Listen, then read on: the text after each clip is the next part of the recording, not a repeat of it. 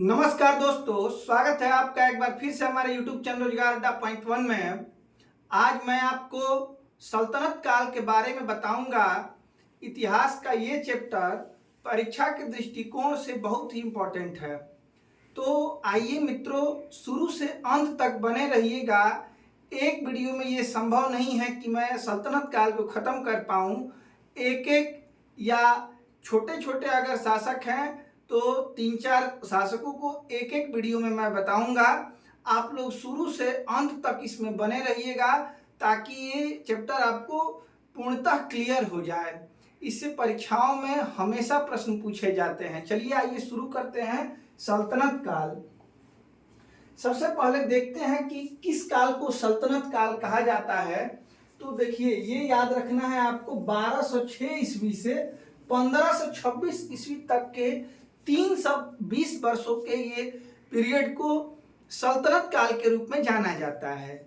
यहाँ दिल्ली से किस शासक ने इस पीरियड में शासन किया है, इसी के बारे में हम लोगों को पढ़ना है, क्योंकि ये दिल्ली सल्तनत के बारे में ही बात की जा रही है, या इसे सल्तनत ए हिंद या सल्तनत ए दिल्ली भी कहा जाता है। ठीक है, तो दिल्ली से मुस्लिम शासकों ने सल्तनत काल में शासन किया है। उन्हीं मुस्लिम शासकों और मुस्लिम वंशों के बारे में हम लोग आज पढ़ेंगे। चलिए, सबसे पहले आप लोग ये नोट करते चलेंगे कि 1206 ईस्वी से 1526 ईस्वी तक के समय को सल्तनत काल में शामिल किया जाता है। इस पीरियड में दिल्ली पर मुस्लिम सुल्तानों का शासन रहा। भारत पर शासन करने वाले 5 वंश के सुल्तानों के शासन काल को दिल्ली सल्तनत या सल्तनत ए हिंद या सल्तनत ए दिल्ली कहा जाता है। ये आप ध्यान रखेंगे। नोट क्या करना है, तो ये पीरियड आप नोट कर लेंगे। 1206 से पहले दिल्ली में शासन था मोहम्मद गोरी का, और 1526 ईस्वी से बाबर का शासन हो गया। जैसा कि आप जानते होंगे कि पानीपत का प्रथम युद्ध 1526 ईस्वी में इब्राहिम लोदी और बाबर के मध्य लड़ा गया था, जिसमें बाबर की जीत हुई थी, और वहीं से सल्तनत काल खत्म करके मुगल काल की स्थापना की गई थी बाबर के द्वारा। ठीक है, तो इसी पीरियड को गोरी के बाद और बाबर के पहले के पीरियड को हम लोग क्या कहते हैं, सल्तनत काल कहते हैं। अब नोट ये करना है कि इसमें कितने वंशों ने शासन किया है, तो 5 वंशों ने। 320 वर्षों का ये काल था, ये भी आप नोट करेंगे। आगे चलते हैं और देखते हैं कि इसमें कौन कौन से 5 वंश थे जिन्होंने यहाँ से शासन किया। तो याद रखेंगे, गुलाम वंश, खिलजी वंश, तुगलक वंश, सैयद वंश और अंत में लोदी वंश ने शासन किया। यहाँ पे भी एक बात आपको ध्यान देने योग्य है कि इसमें से ऊपर के 4 वंश तुर्क थे, मतलब ये चारों वंश तुर्क थे, मतलब ये 4 वंश तुर्क थे, और अंतिम वंश अफगान थे। जैसे ये लोदी वंश कहाँ के थे, तो अफगान के थे। ये आपको याद रखना है। काल भी आप लोग नोट कर लेंगे। 1206 से 1290 तक गुलाम वंश का शासन रहा। 1290 से 1320, 1320 से 1414, 1414 से 1451, 1451 से 1526 में सल्तनत काल की समाप्ति हो गई और मुगल काल की शुरुआत वहीं से होती है। चलिए, सबसे पहले हम लोग ये देख लेते हैं कि इसको याद कैसे कर सकते हैं। इसके लिए मैं आपको एक ट्रिक दूंगा। ट्रिक ये है कि गुल खिला तुम सजा लो।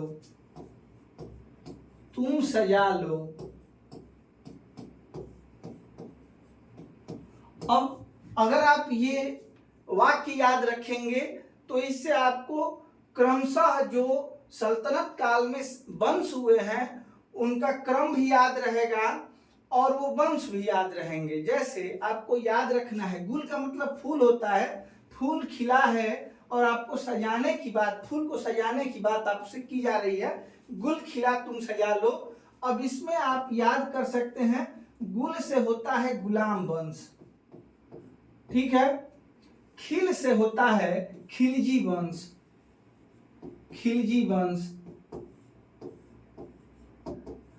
तुम से होता है तुगलक वंश, ठीक है।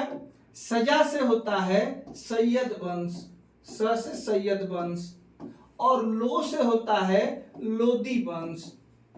तो इन पांचों वंशों को क्रमशः आपको याद रखना है, गुलाम वंश, फिर खिलजी वंश, तुगलक वंश, सैयद वंश और सबसे अंत में लोदी वंश ने शासन किया। ठीक है, चलिए आगे देखते हैं। इसके संस्थापक कौन थे, इसको भी याद करने के लिए आपके पास एक ट्रिक है। ट्रिक क्या है कि जैसे एक व्यक्ति खीर पका रहा था और उसको ये समझ में नहीं आया कि कितने देर तक पकाना है, उसका खीर जलने लगा, आपको ये याद रखना है। तो उसकी पत्नी ने आके पूछा, क्या जल गया, क्या जल गया खीर? और पति को उसने कहा बकलोल। आपको ये याद रखना है, पूछा पत्नी ने कि क्या जल गया खीर बकलोल, याद रखना है। ये नहीं पूछ लीजिएगा आप कि क्या खीर जल गया बकलोल, नहीं, क्या जल गया खीर बकलोल, ये आपको याद रखना है। क्या से होता है क से कुतुबुद्दीन, कुतुबुद्दीन ऐबक, जल से जलालुद्दीन, जलालुद्दीन खिलजी, खिलजी, गया से गयासुद्दीन तुगलक, खीर से खिज्र खां, ये संस्थापक हैं, और बकलोल से बहलोल लोदी याद रखना है, बहलोल लोदी याद रखना है। ठीक है, तो क्या जल गया खीर बकलोल? कुतुबुद्दीन ऐबक, गुलाम वंश, आपको ये भी याद रखना है कि गुल खिला, खिलजी वंश, तुम मतलब तुगलक वंश, सजा मतलब सैयद वंश, सैयद वंश, और लो मतलब लोदी वंश। तो गुलाम वंश की स्थापना कुतुबुद्दीन ऐबक ने, खिलजी वंश की जलालुद्दीन खिलजी ने, तुगलक वंश की गयासुद्दीन तुगलक ने, सैयद वंश की खिज्र खां ने और लोदी वंश की बहलोल लोदी ने स्थापना की थी। तो मित्रों, मैं आपको ये दोनों के लिए ट्रिक बता चुका हूं, उम्मीद है आप लोग जरूर इसको याद कर लेंगे। चलते हैं अगले स्लाइड पे। तो दोस्तों, आज देखते हैं गुलाम वंश के बारे में, और इसमें किन किन प्रमुख शासकों ने शासन किया है, उन प्रमुख शासकों के बारे में डिटेल देखेंगे, ताकि उनसे रिलेटेड क्वेश्चन अगर परीक्षा में पूछे जाएं तो हम लोग बता सके। चलिए, गुलाम वंश याद रखना है, ये डेट 1206 से 1290। अब आपसे प्रश्न ये पूछा जाता है कि सल्तनत काल की शुरुआत कब हुई? 1206। आपसे प्रश्न ये पूछा जाता है कि गुलाम वंश की स्थापना कब हुई? तो 1206 ईस्वी में। और आगे ये देखते हैं कि गुलाम वंश इसका नाम क्यों पड़ा।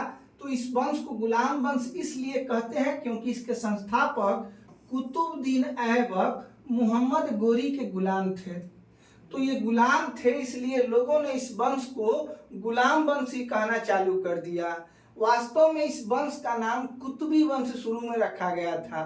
ठीक है, अब ये एक बीपीएससी में पूछा गया क्वेश्चन है कि गुलामों को फारसी में क्या कहा जाता है? तो बंदगा कहा जाता था। ठीक है, दरबारी भाषा गुलाम वंश की क्या थी?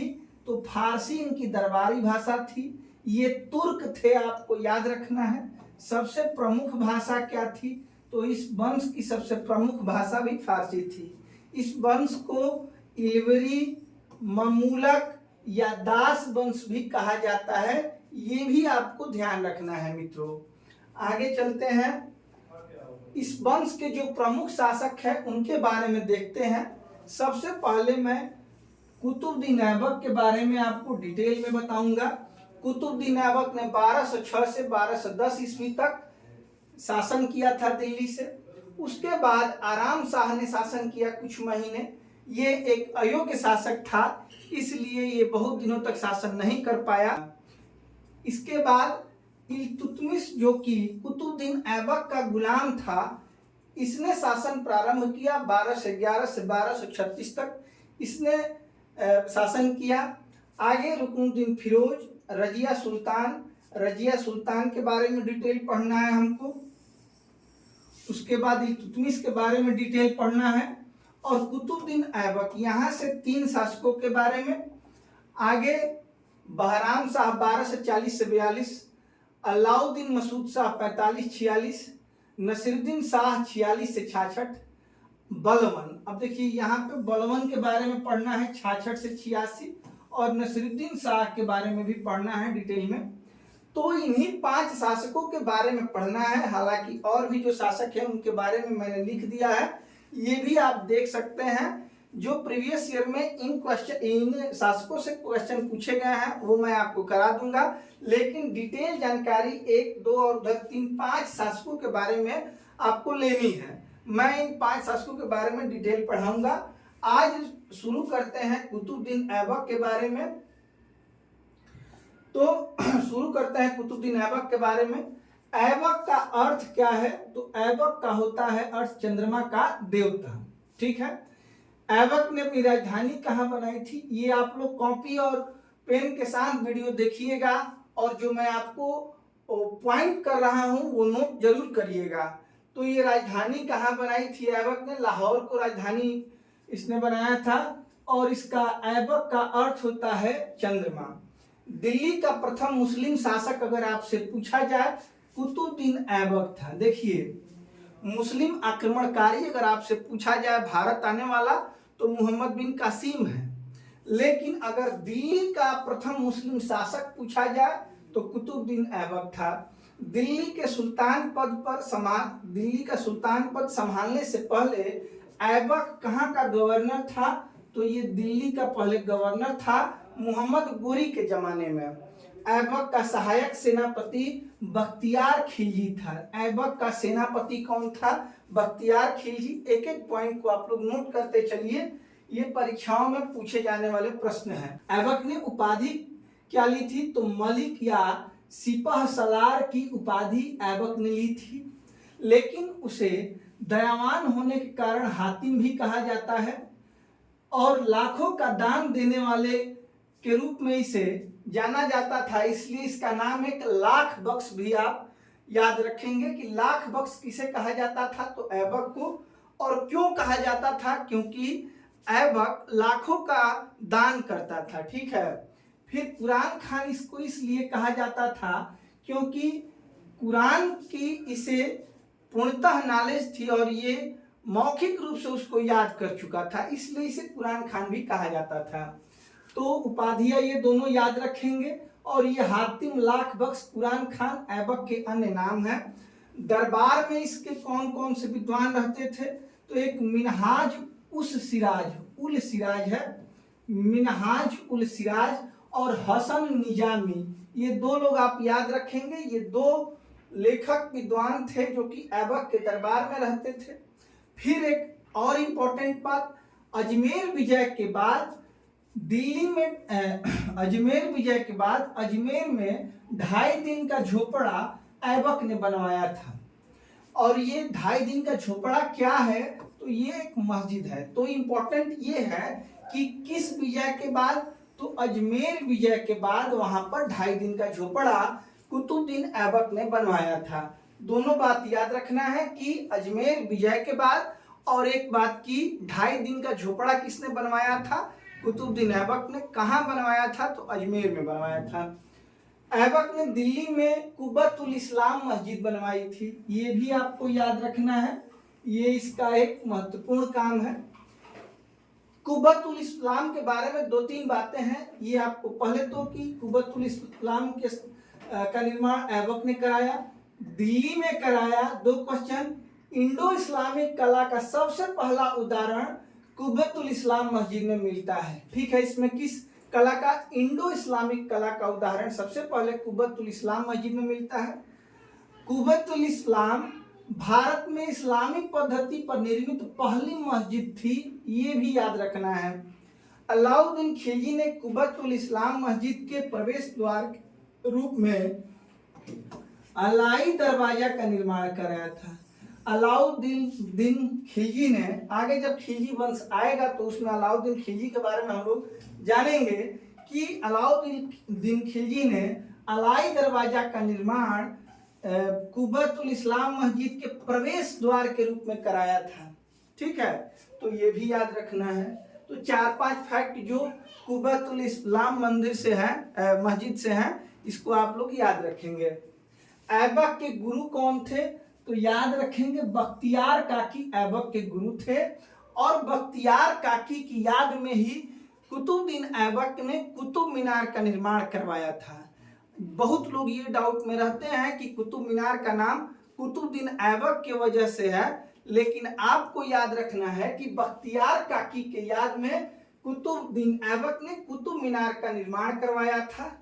वो केवल 2 ही मंजिल बनवा पाया, उसके बाद उसकी मृत्यु हो। ये आपको याद रखना है कि कुतुब मीनार का संपूर्ण निर्माण कुतुबुद्दीन ऐबक ने नहीं कराया था, उसको पूरा कराया था इल्तुतमिश ने।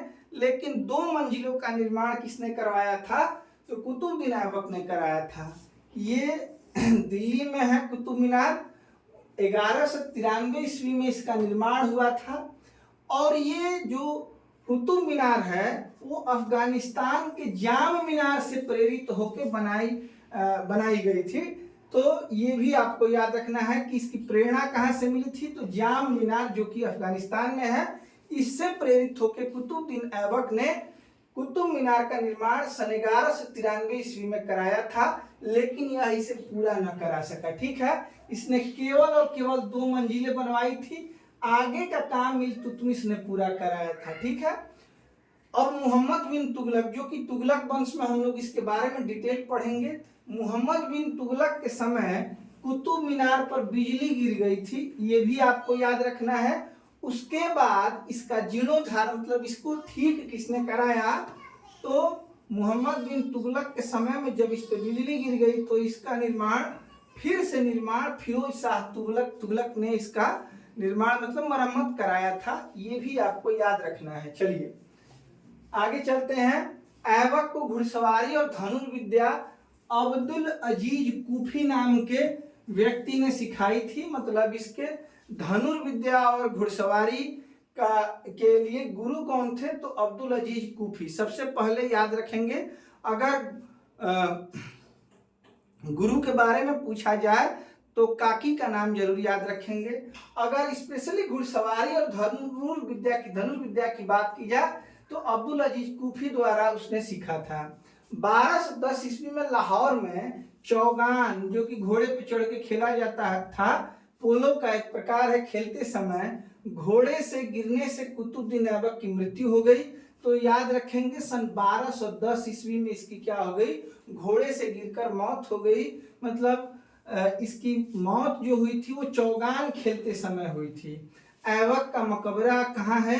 तो ऐबक का मकबरा लाहौर में है, ये भी आप लोग याद रखेंगे। तो मित्रों, ये सल्तनत काल के अंतर्गत सबसे पहले वंश गुलाम वंश, और उस गुलाम वंश के अंतर्गत उसके सबसे पहले शासक अर्थात संस्थापक कुतुबुद्दीन ऐबक के बारे में जानकारी थी। अगले वीडियो में हम लोग आगे इल्तुतमिश के बारे में और रजिया सुल्तान के बारे में पढ़ेंगे। तब तक के लिए आप लोग इसको तैयार करेंगे, याद करेंगे, एक बार इसको क्लियर कर लेंगे, फिर अगले वीडियो में अगले शासक के बारे में जानेंगे। तो आपकी भी रुचि बढ़ेगी और मुझे भी अच्छा लगेगा, क्योंकि मुझे लगेगा कि बच्चों को समझ में आ रहा है। तो एक बार थोड़ा सा रिवीजन कर लेते हैं कि 1206 ईस्वी से 1526 ईस्वी के बीच दिल्ली से 5 वंश के शासकों ने, मुसलमान शासकों ने शासन किया था, और इसी को सल्तनत काल के नाम से जाना जाता है। ये काल 320 वर्षों का था। अब इसमें 5 वंश को याद करने के लिए मैंने आपको ट्रिक बताया। गुल खिला तुम सजा लो, अर्थात गुल से गुलाम वंश, खिला से खिलजी वंश, तुम से तुगलक वंश, सजा से सैयद वंश और लो से लोदी वंश। अब इनके संस्थापकों के नाम आप क्रम से याद कर सकते हैं। क्या जल गया खीर बकलोल, क्या से कुतुबुद्दीन ऐबक, जल से जलालुद्दीन खिलजी, गया से गयासुद्दीन तुगलक, खीर से खिज्र खां और बकलोल से बहलोल लोदी क्रमशः उन वंशों के ये संस्थापक हैं। अब इसमें सबसे पहले हम लोग कुतुबुद्दीन ऐबक के बारे में पढ़ेंगे। कुतुबुद्दीन ऐबक के बारे में मैंने आपको ये पढ़ाया कि यही संस्थापक था, इसकी राजधानी लाहौर थी और इसके दरबार की भाषा जो थी फारसी थी, जैसा कि आप लोग पहले पढ़ चुके हैं। एक बार रिवीजन करिएगा। आपसे मिलते हैं अगले वीडियो में, तब तक के लिए नमस्कार, आपका दिन शुभ हो।